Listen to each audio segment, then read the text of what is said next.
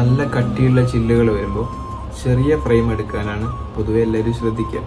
ചെറിയ ഫ്രെയിം എടുക്കുന്നതുകൊണ്ടുള്ള മെച്ചം എന്താ വെച്ചാൽ ഈ റൗണ്ടായിട്ടൊരു പോർഷൻ വരുന്നുണ്ട്. കാരണം കട്ടി കുറക്കുമ്പോൾ ഉള്ളിലേക്ക് ഇറക്കിയിട്ടാണ് ചെയ്യുക.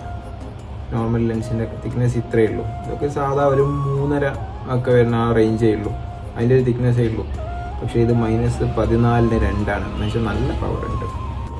ലെൻസ് വന്നതിന് ശേഷം ഇങ്ങനത്തെ ഫ്രെയിമുകൾ എടുക്കാൻ ശ്രമിച്ചു കഴിഞ്ഞാൽ നമ്മളെ മുഖത്തിന് ചേരുന്ന ടൈപ്പ് ഫ്രെയിമാക്കാൻ പറ്റും.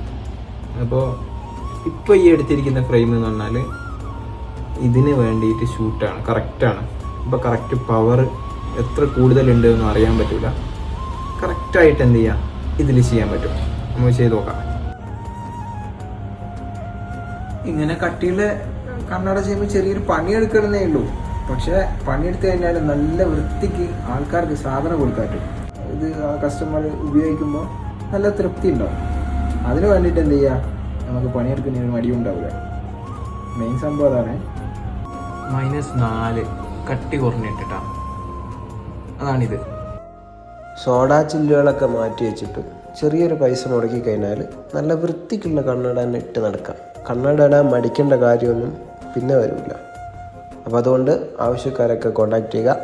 നമ്പർ താഴെ കൊടുക്കുന്നുണ്ട്. ആൾക്കാരൊക്കെ സിമ്പിളായിട്ട് കണ്ണട ഉപയോഗിക്കണ കാണുമ്പം തന്നെ ഒരു സന്തോഷമാണ്.